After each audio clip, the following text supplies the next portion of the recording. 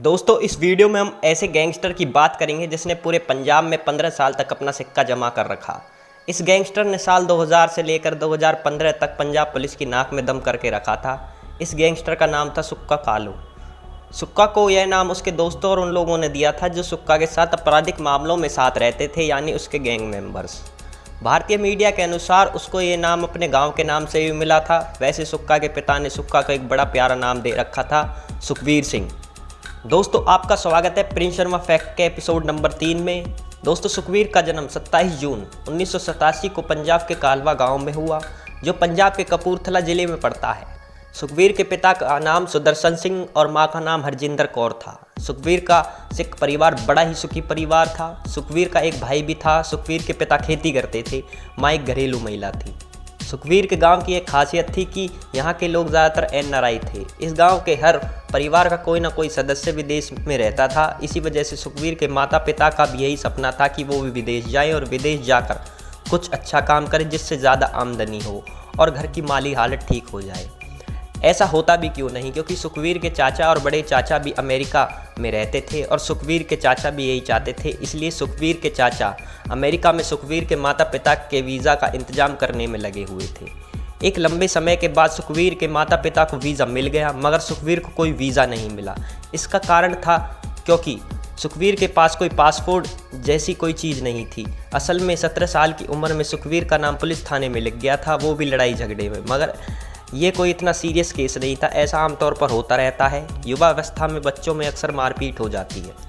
कुछ दिनों का समय बीता, सुखवीर के माता पिता अमेरिका चले गए, ये सोचकर कि कुछ समय बाद सुखवीर को भी वीज़ा मिल जाएगा और वो भी अमेरिका आ जाएगा। माता पिता के अमेरिका जाने के बाद सुखवीर और उसका भाई अपनी मौसी के पास रहने लगे। इसी दौरान सुखवीर को एक लड़की से प्यार हो गया। सुखवीर अपनी प्रेमिका से शादी करना चाहता था, मगर ऐसा नहीं हो सकता था क्योंकि सुखवीर की प्रेमिका के घर वाले बहुत ही अमीर थे। दोस्तों सुखवीर को एक एडवांटेज मिली उसके माता पिता की तरफ से, क्योंकि सुखवीर के माता पिता अमेरिका में रहते थे, जिससे समाज में सुखवीर के परिवार की इमेज अच्छी हो गई, जिस कारण से सुखवीर की शादी उसकी प्रेमिका से हो गई।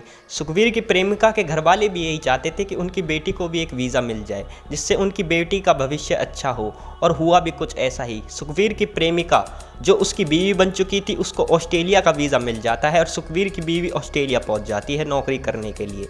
यहाँ भारत में सुखवीर अकेला रह जाता है। कुछ समय बाद सुखवीर भी अपने पासपोर्ट का इंतजाम कर लेता है जुगाड़बाजियों से। इधर सुखवीर की बीवी ने ऑस्ट्रेलिया से सुखवीर के लिए वीज़ा भेज दिया। फिर क्या था, सुखवीर अपनी बीवी के पास ऑस्ट्रेलिया पहुंचता है, मगर सुखवीर वहां कोई नौकरी नहीं करता और घर में रहकर घर के काम करता है। यह बात सुखवीर को अंदर से खाई जा रही थी कि उसकी बीवी नौकरी करती है और वह घर के काम करता है। इस वजह से दोनों में रोज़ झगड़े होने लगे। झगड़े दिन पर दिन बढ़ते चले गए। झगड़ों से परेशान होकर एक दिन सुखवीर बीवी को बिना बताए भारत वापस आ जाता है। यही वो समय था जब सुखवीर की ज़िंदगी बदल गई। कुछ समय बाद उसने अमेरिका के वीज़ा की भी कोशिश की, मगर सुखवीर को अमेरिका का वीज़ा नहीं मिला। अब सुखवीर को ऐसा लगने लगा कि मेरी ज़िंदगी ख़राब है, मेरे लिए इस धरती पर कुछ नहीं बचा। फिर उसकी दोस्ती कुछ बुरे लोगों से हुई। यहाँ से सुखवीर ने जुर्म की दुनिया में कदम रखा। सुखवीर अब सुक्का नाम से संबोधित किया जाने लगा। सुक्का अपने दोस्तों के साथ लूटपाट और मारपीट जैसी वारदातों को अंजाम देने लगा। इसी समय वो अपने जीवन का पहला मर्डर करता है, जिससे सुक्का को पुलिस उठाकर जेल में बंद कर देती है। यह बात जब उसकी बीवी को पता चलती है तो उसकी बीवी ऑस्ट्रेलिया से भारत के लिए निकलती है और कोर्ट जाकर सुक्का से तलाक ले लेती है। सुक्का अपनी बीवी से प्यार करता था, मगर सुक्का को लगा कि अब हमारे रास्ते अलग हैं और हमारी सोच भी अलग है, इसलिए सुक्का तलाक के लिए बहुत जल्दी मान जाता है।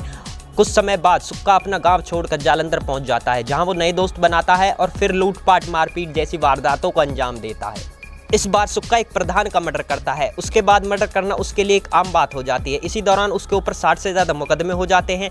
यही वो समय था जब सुक्का का 4 बार पुलिस से एनकाउंटर भी होता है, मगर अपनी अच्छी किस्मत के चलते सुक्का बच जाता है। मगर थोड़े समय बाद सुक्का फिर दोबारा पुलिस के हाथ लग जाता है। उसी समय सोशल मीडिया का जन्म होता है और सुक्का सोशल मीडिया को अपने हथियार के रूप में इस्तेमाल करने लगता है।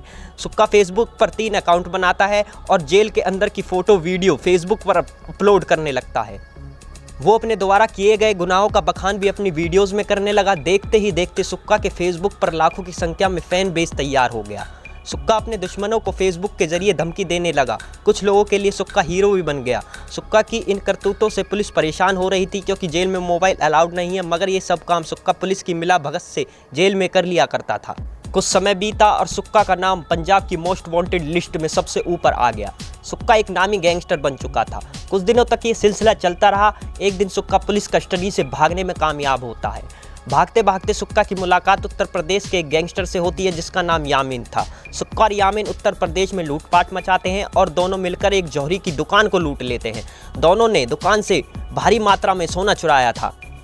बाद में जब उस चोरी के माल के बंटवारे का समय आया तो यामीन और सुक्का में झगड़ा हो गया और यामीन ने सुक्का के गले को चाकू से काटकर सुक्का को यमुना नदी में फेंक दिया, मगर सुक्का वहां से भी बचकर निकलने में कामयाब हो गया। इसी दौरान पुलिस सुक्का को फिर से पकड़ लेती है, मगर लंबे समय तक कोई सबूत न मिलने की वजह से सुक्का कुछ दिनों के लिए जेल से बाहर आता है। बाहर आते ही सुक्का अपने एक दोस्त का मर्डर कर देता है जिसका नाम लवली था। वैसे आपको बताते चले कि लवली भी एक अपराधी था। लवली के मर्डर से लवली के गैंग मेंबर्स सुक्का से नाराज हो गए। बाद में लवली के एक गैंग मेंबर जिसका नाम सोनू बाबा था सुक्का के खिलाफ गवाही देने को तैयार हो जाता है। सुक्का सोनू बाबा को बहुत बार चेतावनी भी देता है कि वो इस वारदात में गवाही ना दे, मगर ऐसा नहीं होता। 2 फरवरी 2010 को सोनू बाबा सुक्का के खिलाफ कोर्ट में गवाही दे देता है। गवाही के वक्त वहाँ सुक्का भी मौजूद था और सुक्का कोर्ट में ही सोनू बाबा को धमकी दे देता है कि सोनू तेरे को इस करतूत की बहुत बड़ी कीमत चुकानी पड़ेगी। इस बात पर सोनू बाबा को गुस्सा आ जाता है और सोनू बाबा सुक्का को कोर्ट में थप्पड़ मार देता है और वहाँ से निकल जाता है। इसके बाद सोनू बाबा डर के साए में जीने लगा क्योंकि सुक्का जो बोलता था वो करता था। सोनू बाबा के दिमाग में ये डर बैठ गया था कि जब भी सुक्का जेल से बाहर आएगा वो मेरे को जान से मार डालेगा। इसी डर को अपने मन में पालकर सोनू बाबा विक्की गौंडर के पास पहुंचा जो पंजाब का नामी गैंगस्टर था। सोनू बाबा ने विक्की गौंडर को सुक्का को मारने की सुपारी दे दी और विक्की गौंडर ने इस सुपारी को ये सोचकर एक्सेप्ट किया कि अगर उसने सुक्का का मर्डर कर दिया तो वह पूरे पंजाब पर उसका राज होगा। दोस्तों फिर एक प्लान बनता है कि सुक्का को जेल से कोर्ट ले जाते टाइम मारा जाएगा, मगर ये इतना भी आसान नहीं था क्योंकि जेल से कोर्ट जाते टाइम सुक्का के साथ पुलिस के साथ साथ उसके दोस्त भी उसकी वैन के साथ रहते थे। फिर वो दिन आखिरकार आ ही गया। 21 जनवरी 2015 को जब सुक्का को लवली मर्डर केस की सुनवाई के लिए नाभा कोर्ट ले जाना था। पुलिस वैन में 6 पंजाब पुलिस के अधिकारी सुक्का को नाभा कोर्ट ले जा रहे थे। इससे पहले कभी भी किसी भी सुनवाई के लिए सुक्का को जब कोर्ट ले जाया जाता था उस समय पुलिस वैन के साथ उसके दोस्त भी रहते थे, मगर किसी फंक्शन के चलते आज सुक्का की वैन के साथ उसका कोई दोस्त नहीं था। इस पेशी पर सुक्का सिर्फ पुलिस अधिकारियों के रहमो करम पर था। रास्ते में जाते वक्त कोई परेशानी किसी को नहीं हुई। सुक्का कोर्ट में अच्छे तरीके से पेश किया गया। आते वक्त जालंधर में अमृतसर हाईवे पर सीआरपीएफ कैंप से 2-3 किलोमीटर पीछे फगवाड़ा इलाके में पुलिस वैन को 2 एसयूवी गाड़ियां दोनों तरफ से घेर लेती हैं और उन दोनों गाड़ियों में से हथियारबंद 15 से 20 लोग उतरते हैं।